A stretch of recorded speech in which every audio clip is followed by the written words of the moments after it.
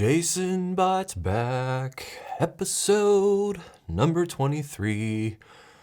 The episode where I hopefully trigger somebody.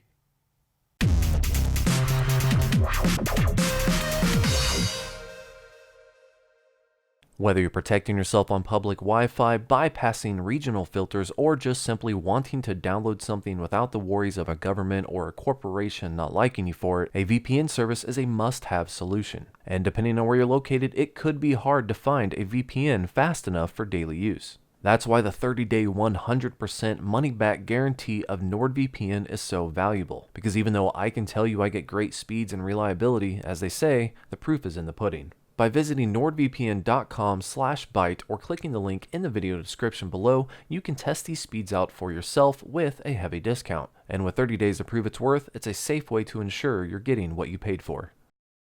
What's up YouTube, Jason here with Jason Bytes Back, episode number 23. This is a series of which I go back and try to answer and or comment on some things that were left on past videos, but I usually start off with the last month's Jason Bytes Back video. Go through there, I check that first, and then I go through the rubble that is the rest of the comments in YouTube. So, two things. One, thank you to all my Patreon subscribers. As always, your names will be listed at the end of this video. Thank you for subscribing, watching, and just being awesome. Every month I dedicate this little Jason Bytes Back video to you. So thank you, and thank you. And yes, of course, thank you to everybody else who watches this channel. I just, can't list all of your names. The Patreon, though, that allows me to do that. And two, I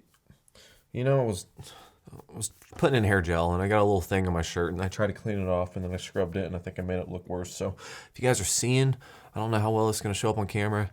It's just, it's an oopsie thing for me. Yeah, it's April 1st too for today's video. That means you cannot trust anything you see today at all from any company, anywhere. Just, it doesn't matter if you think it's legit news or not. It's always fake. April 1st is fake news day.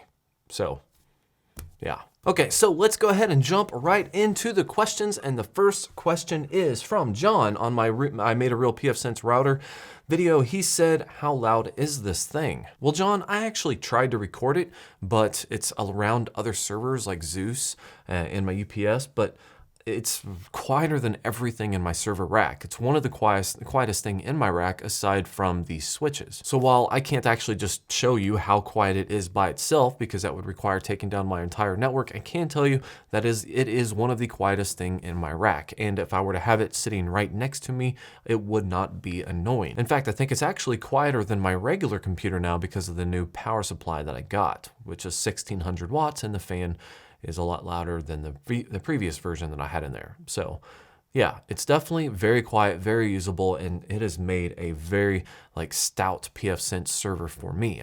You just set it and forget it. It's just worked really, really good. So I like it. It's quiet. Hashtag would recommend. Next question is from Christopher. Nice setup. I'm looking to do this soon with my Plex server on my OMV NAS. Did your Plex server simply find the HDHomeRun box over the network, which is what I'm hoping? To answer your question, Chris, yes, it did. Once I just plugged into the HDHomeRun onto my network, it was found automatically through Plex. It was a very simple and easy setup. But for whatever reason, if it doesn't find it automatically, it should be pretty easy to add the IP address manually. So but still, with me, it was just a matter of plugging in the HDHomeRun, hooking up the antenna and everything, and then going into Plex and adding the DVR that it automatically discovered on the home network. So very easy process indeed. Highly recommend getting good signal though with your antenna. At first I set it up kind of downstairs. It was in the worst possible spot and it worked okay, but it was kind of choppy. But when I went through and actually installed the antenna all the way up in the attic, now I just get great reliable service and it doesn't drop out. Sometimes some channels aren't as strong as the others, but that's only maybe 2 channels that don't come through clear, and those channels are pretty far away from me. So you definitely want to make sure you can get the highest possible advantage point you have in your house that you can put the antenna, even if you need to run cables to do it. Next question is from Chris. So I am building a new Plex server because I'm running out of space in my old one. Anyway, one of the reasons I went with the WDNAS HDD was because of you. On my old server, you went with 5,400 RPMs. Would 7,200 RPMs be better? I've also heard doing RAID 0 is faster for reading. Is this true? Don't go with the newer Seagate, blah, blah, blah. Seagate sucks. Okay. Well, Chris Milani, when it comes to 5400 versus 7200, yes, technically 7200 would be faster, but you also have to realize that there's a certain amount of speed that you're just not going to be able to take advantage of for the most part. Like for example, if Plex is reading a video file in order to serve it to you, it only needs so much speed to read said video file. Let's just say it needs 10 megabits per second worth of read speed in order to accurately and in real time read that video file to show it to you. Anything past that, the whole total throughput on a hard drive doesn't really matter because you just need to read that file. But we're talking top end speed here. So you might not really notice a huge difference going from 5400 to 7200 in a daily usage thing. With the exception of with the 7200s, possibly giving you a slower response time when you're accessing a new file. So instead of, it taking 5 milliseconds to find the data that it needs to give to you, it might take 3 milliseconds. And it's arbitrary numbers. I'm just saying there's a little speed differences, and it's definitely a better thing if you can afford it, but I go with 5400s because to me, the speed difference is not as noticeable as I would prefer, and I just don't want to spend the extra money. And I can shuck drives that have 5400 RPM drives in them all day, and they're amazing, and I've yet to have that backfire on me. Also, B&H Photo, I ordered 2 of those drives like a month ago. Where the heck are my drives? Next question is from B. Says right here, name is pronounced Righteous. So Be Righteous. Are you using your Xbox as a client? I asked because a week or so ago, got an update the Plex Xbox would only play a few minutes and then enter buffering hell. How do you maintain good streaming in your home? Oh. Well, Righteous. Funny, I should read this from 4 weeks ago and answer it today. Because literally yesterday, I was laying on the couch, trying to use the Xbox One app, and I kind of sort of had the same issues where it would randomly just get stuck in buffering, and the only way for me to fix it was to actually force it to transcode just slightly below the top end of the file, and then it would play. For some reason, direct play was giving me a headache. So I don't know why it would act like that. I've had minor issues like this in the past, but they were never very persistent. But yesterday specifically, it was persistent. And I was just thinking to myself, I really need to build a dedicated Plex HTPC. I know that's going to cost money because I'm going to want to build one that's way more than what it needs to be, but yeah, I'm in the same boat with you. I use the Xbox mainly because I like the remote. The remote is just amazing. But I do have that little Flirk thing that I could probably, or I know at least I can, assign my Xbox One remote with. So if I were to build an HTPC maybe, build an HTPC for the entertainment area, I don't know. I might be switching over to just a dedicated Plex box. I might even build like a Kodi HTPC that has the Plex add-on, because I think, if I remember right, during some of my testing, having Kodi with Plex plugin, it has a few different features or a few different things that are different with it. I don't know yet, but that's what I use right now, and it has been giving me a little bit of complications and frustrations, and I'm thinking that I might need to build something to replace it. Next question is from Lonster3000. Maybe don't say, "Hey Siri" in your videos. Hey Siri, beatbox for me. I'm just kidding. I won't say that. That's mean. You know what I really need to do? This is April 1st, after all. Alexa, sing me a song. Next question is from Confan number 5. Hey Jason, what are you going to do with the old 1000 watt PSU that you took out? Well, I can tell you what I am planning to do and what I actually did. I am planning to submit for a warranty claim with EVGA. However, somebody, I think on Twitter, was like, you have to give them all of the original cables that comes with it because they want to test them all and make sure that nothing, contributed to the failure. But I left half of my cables in the computer, and I don't really feel like tearing it apart again and recabling it with all the, it's just, ain't got time for that. So I have not confirmed that I need to submit all of my old cables to EVGA. I probably should. I will, hopefully within the next year or so. But what I did do is put it on the floor in the corner of my computer room to remind me every time I walk in the computer room that that's something I need to do. So I want to submit a warranty claim. I just have not done so. So, hey Alexa, what's 100 to the 1000th power? Next. How much is your electric bill? From Ricky D. Kind of ranges, honestly. We're getting into the summer months, so it's about to spike up to probably 260-ish, 270-ish. But during like the spring or even during the winter, it usually bounces between 150 to I think 180, somewhere in that somewhere, I don't know. Truth be told, it just automatically comes out of the account, so I don't really look at the bill or don't even know if I get a bill. I just kind of let it do its thing. But I think it's in that range, 150 to 180, somewhere around there. Next one is from Leroy's Guns and Gear. Paused 27-second in to look at AR-15. Oh, yes. You know, I love having any kind of gun in a video. Just triggers all the people. You know, so many people hate personal defense firearms. So, with that said, I think I want to trigger some people. Leroy's Guns and Gear, this is for you. This is my AR-15, the one that you paused the video to look at. This is a Smith & Wesson M&P 2. I've had this for, I want to say, a couple years now. I basically break this thing out twice a year, maybe 3 times a year, depending on if I'm going out to my cousins or out to this camping spot that we go to and do target practice. We like to set up those clay targets, the ones that you shoot up with like shotguns. We like to stick those on a tree or tie them to a tree, you know, because they burst. So try to get that like 100 yards away. And it's fun. Sometimes we go to the smaller ones, like, you know, bottle caps or something. Trying to hone in some skills, I guess. Just in case zombies attack, because zombies are a real thing. It's not a matter of if, it's a matter of when or something.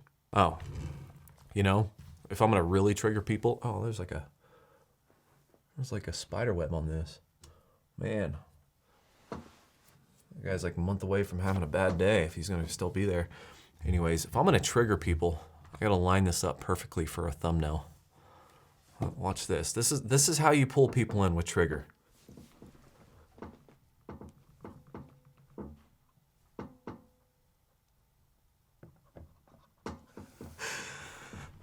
It's all about that thumbnail, bro. Okay, enough of that. Next question is from Big Spork. Spork said, I got my 2 UPSs in to match yours. Byte My Bits, I didn't have any string like you did, so I used both of my shoelaces tied together instead. It worked really well until knot came loose and smashed my wrist pretty bad. I have a doctor's appointment later today and know the doctor's going to ask why I don't have shoelaces. Can you show me what knot to tie so the string will hold better?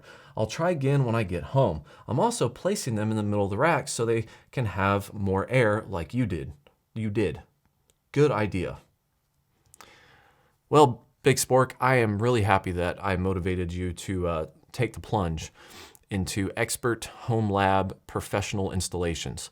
It sounds to me like you probably used the right knot. You had your wrist in the wrong way. So next time, don't put your wrist there, and it should work out. What you should do though, film yourself doing it, put it on the internet, because if the internet can't see you doing something genius like that, then did it ever happen?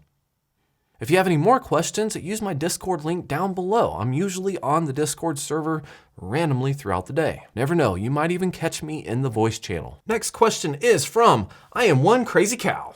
Yes, you are. Jason, did you get the cord from China yet? It's not going to Lowe's, Home Depot, blah, blah, blah. Okay, everything here, and a lot of people commented on this, that I was waiting for the plug-in adapter to go from the 15 amp to the 20 amp. No, from the 20 amp to the 15 amp. I know I have not gotten that thing yet. It's still stuck in limbo somewhere between China and my house. So there's that. But After the weekend that I actually recorded myself installing that UPS, the Monday, that exact Monday after, I went to the hardware store and I got a 20 amp plug. And I hooked it up, took me like 10 minutes, and now I have two 20 amp plugs for both of my cables. And fun fact, when I was going through and running it, I found out two things. While they're operating just normal, they're using less than 5 amps. That's number one. Number two, I actually have a 20 amp circuit going to those plugins. I kind of did some tracing and stuff and found out that they're actually 20 instead of 15. And there's actually kind of a third one, is I unplugged it and plugged it back in, and it looked like it only spiked up to 7 amps when it was charging. I didn't unplug it for very long, but still, that's kind of encouraging numbers, which kind of makes me feel a lot better about what I'm doing, because it was a terrible setup all together. So, but either way, those are some numbers for you, and it looks like I shouldn't die in my sleep. Maybe. I don't know. Next question is from Muturku. He asked, are you still happy with this monitor? That was the 43-inch LG monitor, and yes, I am. I bought 2 more of those. I have 3 of them, like a huge wingspan of monitors, so much real estate. They are awesome monitors. Definitely production monitors. Like 60 hertz is the max on them. The color is great on them. I do love how accurate they are. They come pre-factory color calibrated. They're definitely not like full on, you know, $1,200 production monitors or $2,000 production monitors as far as being that accurate. But for me, what I use it for, which is solely for production and a little bit of Rocket League, they are fantastic. Highly recommended, and if I remember, I will put links in the description down below. Next question is from DJD20. Can you run Pi-hole through multiple layers of protection? For example, running a VPN while using Pi-hole. Well, you can, probably, but I feel like that'd be like, I mean, if it's like putting on a condom and poking a hole through it, you know? Maybe I'm wrong here. Correct me if I'm wrong, but if you set up a VPN, right, which routes all of your traffic, including your DNS request, outside of your network and into a public pool, to kind of anonymizing you. But if you do that, but you're diverting your DNS request to go to your Pi-hole has to connect to the internet, right? So unless you can route your Pi-hole through the VPN as well, I'm really probably a little out of my league here, but if you're just setting up a VPN on just your computer and your Pi-hole is on your intranet and you're routing your computer traffic through the VPN, but then you're telling your computer to access your Pi-hole that's on your intranet to request DNA information, I feel like that's a leak, because if it's going to be using your regular IP address in order to contact outside networks, then your ISP or whoever you don't want to see is going to see those DNS requests. So they're at least going to know what websites you are requesting. But if you do it that way and you don't really care if your ISP sees what you're doing and you more are interested in what it's going to be blocking, then yeah, that probably would still be good. A different method would probably be running your entire, like on a router level, like running a VPN service on your router to where not only will your computer, but also your Pi-hole would be using that VPN service to access the outside network. So if you did it that way, then you would get both benefits of the ad blocking that you would get from Pi-hole and the anonymity from not using or making those DNS requests from your home IP address. Instead, it'd be routing through the VPN IP. So that could be 90% accurate, but as far as I think that should be accurate. So we'll go with 92% confident in that answer. Next question is from how loud? Oh, this is the last one. So just repeating here. It's not that loud. I already answered that question. Well, guys, that is all the questions for today. Thank you for watching. Again, if you have questions or comments that you want to take priority, at least on my end, for next month, Jason Bytes Back, make sure to leave them down below in the comments. Always check the last month's videos first, and then I start sifting through the mountain of comments on the rest of the YouTube stuff. So I always start here. And again, thank you very much to all of my Patreon subscribers for randomly throwing money at me like a cheap hooker. I will list all of your names at the end of I will list all of the names at the end of this video. Thank you for watching. Like and subscribe below, and have yourself a wonderful, wonderful morning. It's just a splendid morning. Top of the morning to you, laddie. I'm gonna get so many triggers for this though. I can't wait. So many people Just trigger all the things. Just trigger all the things. I use the cheapest ammo for this because it's literally like accuracy, meh. I mean, I'm aiming 100 yards down the way, like against freaking a pile of dirt. So there's like a tree stump there, usually, and a pile of dirt. But I got this cheap ammo, the Thule, I forgot what it's called, but it's steel ammo, and it is just dirty ammo.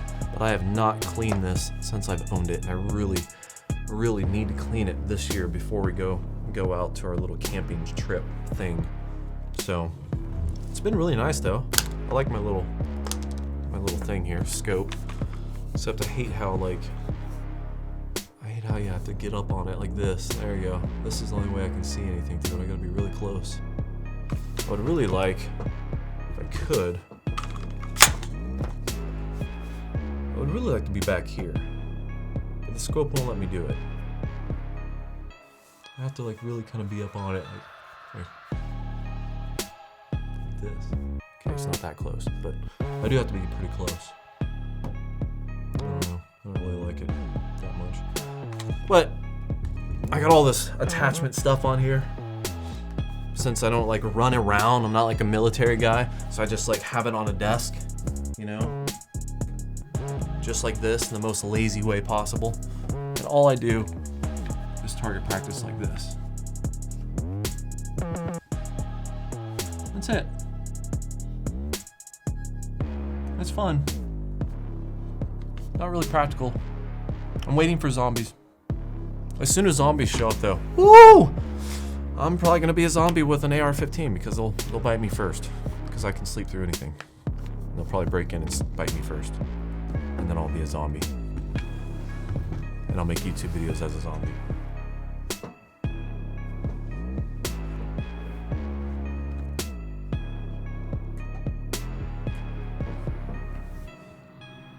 Can't wait to be a zombie. If you guys follow me on Twitter, if I get like this massive dip in subscribers, everyone unsubbing, I'll make sure to post it on Twitter.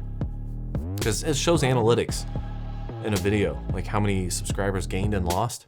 I'm guessing I've probably lost 1,000 subscribers just for having this gun in my video. Hey, it is what it is.